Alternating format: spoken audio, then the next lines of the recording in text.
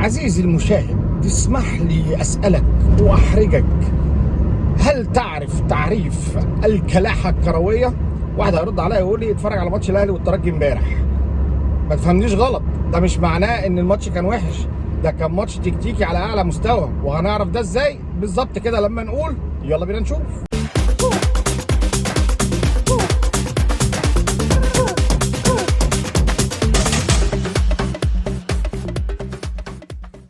السلام عليكم ورحمة الله وبركاته. أنا أحمد صابر ودي الكورة مع أفوكاتو. حاولت أحط كده عنوان للمباراة دي، فلقيته يعني لقاء البيادق. لقاء البيادق دي اللي هي العساكر بتاعة الشطرنج. فأنت تحس كده إن أنت كنت بتتفرج على ماتش تكتيكي جامد قوي، يعني كل حركة وكل همسة وغمزة محسوبة. بصراحة كولر عمل ماتش تكتيكي على أعلى مستوى، ماتش تقيل قوي، والفرقتين عاملين حساب بعض قوي، وكل واحد يعني شايف نقط القوة والضعف في الفرقة اللي قدامه وبيحاول يلعب عليها. بس الفرق ان انت كنت بتلاعب فرقة هي ما بتلعبش لعبها. ازاي؟ نجيب كده من الاول، نجيب الشريط من الاول. الترجي وصل ازاي للنهائي؟ فرقه الايدنتيتي بتاعها دفاعيه وبتلعب على التحولات، فجاه طلب منها انها بتلعب على ارضها، انها تمسك كوره وتبدا هي اللي تبقى عندها المبادره. فطبعا الطريقه دي مش بتاعتهم، يعني مش بتاعت الترجي. الترجي وصل للنهائي بالطريقه اللي احنا قلنا عليها دي، فبالتالي ما عندوش العناصر اللي تاهله او تخليه يعمل كده. فرقه قويه بس ما عندوش التكتيك دوت، وهو ما لعبش بيه قبل كده، اول مره يلعب بيه مع فرقه في دوري الابطال. فده خلى الاهلي حافظ بقى انت بتعمل ايه. بتلعب الكوره على الجنب وبتعمل سويتش مع الفيرود، خلاص انا هقفلها لك، هرجع الوينجر معاك بحيث ان اعمل زياده عدديه في المكان دوت، بحيث ان انا افضي الاثنين السرد باكات للسويتش اللي بيتعمل للفيرود اللي بيروح. طيب الحاجه الثانيه اللي بيعملها الترجي ايه؟ الكره الطوليه. خلاص انا بقيت فاهم الكره الطوليه، هاخد خطوتين لورا فاقفل على مفاتيح لعبك كده، الموضوع انتهى كده. الاهلي وقف الخطوره بتاعه الترجي. طب الاهلي في المقابل بقى، التكتيك بتاع الاهلي نفسه بقى وهو بيهاجم كان بيعمل ايه؟ اولا نبدا من الحاله الدفاعيه. الاهلي كان بيلعب 4-4-2. ازاي؟ بيطلع امام عاشور ووسام، هم دول يبقوا رؤوس الحربه، او واحد تحتيه واحد، وبعد كده الفرقه بتترص صفين ورا، بحيث ان انا اقدر اقفل على وسط الملعب بتاعك، وان انت لما تحاول تودي الكرة على جنب من الجناب يبقى معاك الوينجر ومعاك الديفندر ومعاك الباك. حلو كده؟ حلو كده. خلاص، هي تفاصيل صغيره قوي وبسيطه، والراجل بسط الموضوع قوي كولر بصراحه. طيب عمل ايه كولر بقى في الشوط الثاني؟ فضل ممشي مصير اللعب زي ما هو. خد بالك الماتش كان فرصه تقريبا معدومه، فرصه للترجي في الشوط الاولاني وفرصه ثاني في الشوط الثاني، والاهلي برضو فرص على استحياء كده، شوطه من بره الكلام دوت، يعني مفيش فرص. الدنيا مخنوقه جدا، لان الترجي هو كمان كان فاهم كويس قوي الكور القطريه بتاعت الاهلي اللي هي نقطه قوته ونقطه ضعف الترجي. في الحاله الدفاعيه الترجي كان بيبقى عنده مشكله في الباك الناحيه الثانيه، لان الناحيه الثانيه الترجي كان بيضم للقلب عشان يعمل الزياده العدديه، فكان بيضطر الوينجر بتاعه ان يرجع يقف في المكان ده عشان يواجه التحول بتاع الاهلي القطري. مش عارف هتفهموا الحته دي ولا لا، ان لما تبقى الكوره ناحيه الشمال مثلا، فالترجي الفرقه كلها بتلم وبتميل شويه ناحيه الشمال، فبيبقى الوينجر الناحيه او الباك الناحيه الثانيه بيبقى ضامن.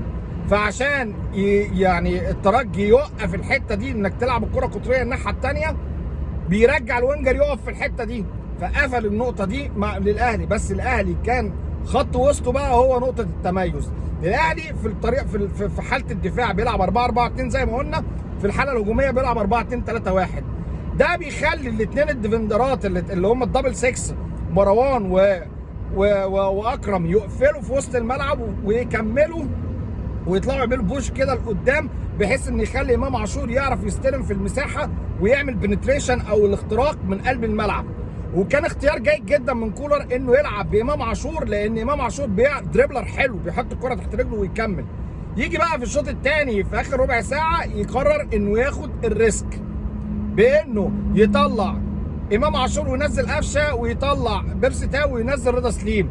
التغييره دي غيرت من شكل الماتش، لان كان في الوقت ده بقى هو كان فاهم كويس قوي. ده من النقط اللي يعني تدل ان كولر يعني مدرب بيركز في التفاصيل جدا، عارف ان الترجي في الوقت دوت بدنيا هيقع، وفعلا ده اللي حصل، وقع اخر ربع ساعه.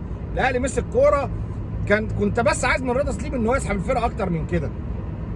ده على المستوى التكتيكي. تعال بقى نتفرج على المستوى الفردي، اللي انا كان عندي انتقادات على بعض اللعيبه بصراحه. يعني مثلا المعلم عبد المنعم، يا عبد المنعم مش كده يا حبيبي يا بابا والنبي، ناس كتير بتتفرج عليك، ما تبقاش محفوظ، ما يتعرفش كده ان انت كره هتدوس، كل كره هتدوس عليها. وكانت هتقطع منك، وكنت امبارح كان ممكن تلبس طرد رسمي فهمي نظمي. وسط الملعب كان هايل، كلهم كانوا حلوين. محمد هاني ماشي.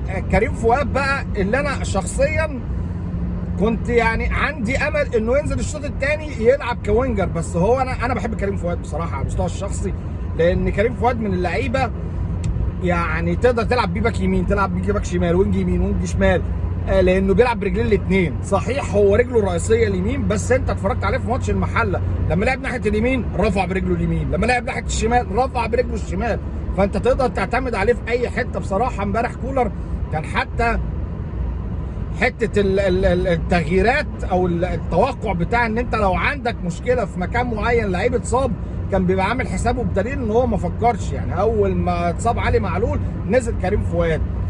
في ناس كتير قوي عابت على الاثنين الوينجرز سواء تاو او حسين الشحات، بس يعني ما بتهيالي الناس عملت اللي عليها، موتت نفسها. حسين الشحات الشوطين اللي شاطهم على او الشوطه اللي شاطها على مميش امبارح ديت، اعتقد ان هي كانت عملت خطوره كبيره جدا. صحيح ما شفناش بعد كده حاجه، ولو ان برضو انا باخد على حسين الشحات حته ان انت برضو اتحفظت، خلاص الناس كلها عرفت ان انت بتقوم قاطم لجوه وبتلعب الار2، مش كده يعني. خد مره واحد لبره، يعني خده مره لبره، والله هتيجي معاك وهتبقى زي الفل، هتبقى عملت حاجه جديده. تاو برضو اللي ما شفناش منه حاجه، بس يا جماعه الاثنين الوينجات كانوا بيردوا لحد ال 18، مجهود بدني جبار عملوه امبارح. ووسام بقى يعني بصراحه يعني مش هقدر اقول غير ان الاهلي لا ضلته.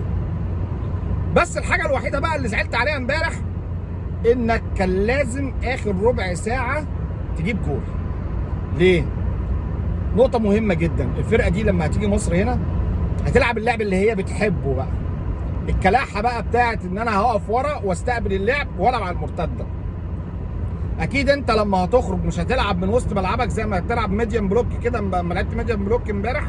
ودي نقطه حلوه جدا ان الاهلي مفيش مره لعب لو بلوك، يعني ما استقبلش اللعب من تحت قوي، فضل محافظ طول الماتش انه يقابل من نص الملعب خط احمر مش هيتنازل عنه. الفرقه دي بقى هتبدا تلعب لو بلوك، فتبدا انت تضغط وتطلع لقدام. هيبدا هو يلعب الطويله بتاعته اللي بيلعبها يعني طوالي كده للفرود اللي بيروح ما بين السردباكين. الحته دي هم متميزين فيها جدا، انت كنت قافلها بسبب ان انت بتستقبل اللعب تلعب من ورا، لكن هنا انت هتعمل زيهم. ولكن في نقطه تميز للاهلي، ان الاهلي عنده الحته دي بقى، حته ان انا اصلا فرقه كوره بلعب كوره، بقى حاصر الفرقه اللي قدامي وادور على ان انا ايه نقطه الضعف اللي فيها. وانا شايف ان نقطه الضعف في دفاع الترجي انك ما تلعبش عليه عالي، حط الكوره على الارض، روح على الارض، ما ترفعش. الحاجه الاخيره اللي كنت عايز اقولها ان هو احنا بس كنا سيئين الحظ امبارح ان احمد عبد القادر ما كانش بيلعب، لان الماتش ده بصراحه كان بتاعه، بغض النظر عن احمد عبد القادر والحنجله الحجوله اللي بيقعد يعملها دي، بس بصراحه كنت محتاج لاعب زي دوت يعني تيجي معاه مره كده يوم واخد واحد واثنين يعمل للترجي مشكله. بس يعني الحمد لله الفرقه بصراحه عملت اللي عليها، الناس موتت نفسها. الماتش كان صعب تكتيكيا بشكل، اتنين مدربين كل واحد بيقفل على لعب التاني كويس قوي. فبصراحه كولر امبارح عمل عظمه، والفرقه ناس مع ايا كان انا معترض على مين ولا عمل ايه ولا الكلام ده كله، بس اللعيبه على المستوى البدني ما خلتش عندها حاجه، كله طلع اخر ما عنده، كله اجتهد ويعني عمل اللي يقدر عليه. ما تفتكرش ان الموضوع انتهى، الحسم لسه هنا، وبرده يعني فرصه المكسب 50-50 ما هياش للاهلي، اوعى تفتكر ان هي للاهلي، واتمنى ان اللعيبه تبقى فاهمه كده كويس قوي. فيعني شابوه الكولر ولعيبه الاهلي امبارح وبس كده. لو عجبكم الكلام دوت ما تنساش لايك شير كومنت سبسكرايب، ولو انت بتتفرج عليا من على الفيسبوك يا ريت تروح تشترك في القناه. سلام.